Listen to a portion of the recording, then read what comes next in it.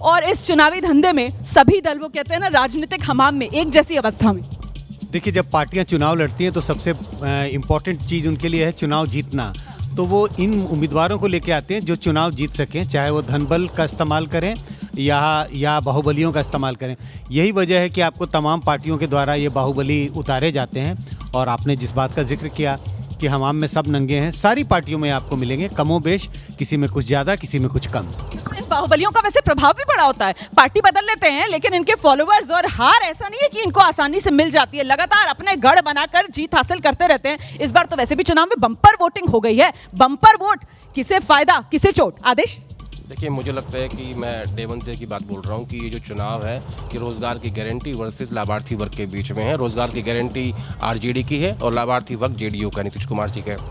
तो अब मुझे देखना है कि ये जो 75 लाख एक्स्ट्रा वोट हुआ है ये किसके हिस्से में गया? क्या ये एक मुश्त होगा? नहीं, 75 लाख एक्स्ट्रा वोट 2020 के मुकाबले, इसके मुकाबले में हालांकि परसेंटेज बढ़ा है, लेकिन जो एक्स्ट्रा वोट हुआ है ये मुझे लगता है कि ये इसको समझना बहुत महत्वपूर्ण है। तो मैं डे वन से की बात कह रहा हूँ कि भाई, आप कह रहे हैं रोजगार वर्सेस लाभार्थी, मैं आगे बढ़ जाती हूँ, मैं कहती हूँ चुनाव बिहारी 10,000, दोबारा से सुन लीजिए, चुनाव बिहारी 10,000, यही है 2025 बिहार चुनाव। एकदम यही कारण है कि जिस तरीके से महिलाओं का पिछले अपेक्षा 7% जो इलेक्शन कमीशन बता रहा है कि लगभग महिलाओं का वोट प्रतिशत बढ़ा है पिछले अपेक्षा का। जनता मालिक के जनादेश को स्वीकार करेंगे जी,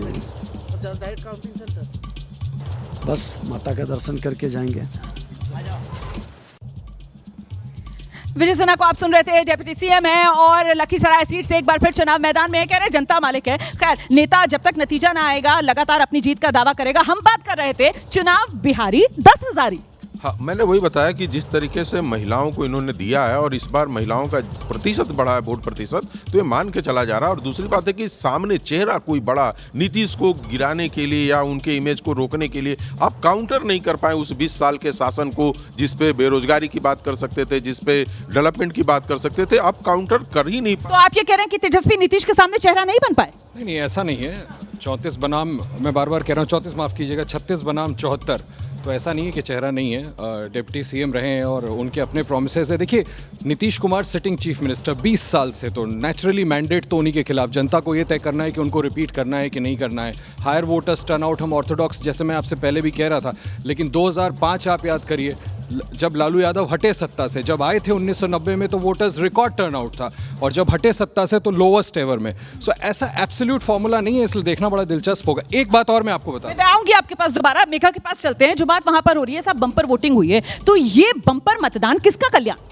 नहीं, ये इस बात पर हम लोगों ने बहुत चर्चा करी है। जो डेटा देखी है रोमाना, उससे सिर्फ दो बातें समझ में आ रही है। बम्पर वोटिंग हुई है महिलाओं के द्वारा और युवाओं के द्वारा। महिलाएं किस तरफ गई हैं वो काफ़ी क्लियर है, युवा किस तरफ गए हैं उस पर थोड़ा संशय है, क्योंकि युवा किस मुद्दे पर बाहर निकलकर वोट किए हैं ये मुद्दा समझना बहुत ज़रूरी है। अगर वो बेरोजगारी का मुद्दा है तो ये मतदान एनडीए अलायंस के तरफ शायद नहीं है, लेकिन युवा क्यों बाहर आया है, क्या जन स्वराज के लिए बाहर आया है? यहाँ आई थिंक आज खेल जो है ना वो युवाओं के वोट को लेकर बहुत जबरदस्त होगा। बिहार का चुनावी मेला मतलब बाकी है सियासी खेला? डेफिनेटली अभी जब काउंटिंग चालू होगी तो हम लोग को 2020 की तरफ देखना पड़ेगा। चुनाव काफ़ी क्लोज थे उस टाइम भी, तो इस बार काउंटिंग कैसी होती है, इस बार अलग अलग क्षेत्र में पार्टियां कैसा कैसा परफॉर्म करती है, वो देखना काफ़ी। तो बार बार यही कह रहे हैं कि ना मामला नजदीकी रहने वाले। विवेश जी के पास आती हूँ सर, वहां पर मेघा जो है वो युवाओं की बात कर रही थी। अच्छा, युवा वोटर की अगर बात की जाए, क्योंकि जातियों में बांटकर तो हम देखते हैं, लेकिन युवा वोटर, और वो भी 18 से लेकर 39 साल तक का जो वोटर है वो करीब 48% उसकी आबादी है बिहार के वोटर्स में। तो कुल मिलाकर यही निर्णायक साबित होने वाला है क्या? क्या जाति से ऊपर उठकर इस बार बिहार का वोटर वोट दे रहा है क्या? बिहार के वोटर जाति से ऊपर उठकर वोट दे, ये इस पर विश्वास नहीं होता है। लेकिन हाँ, युवाओं का एक वर्ग ऐसा है जो कुछ परिवर्तन चाह रहे थे।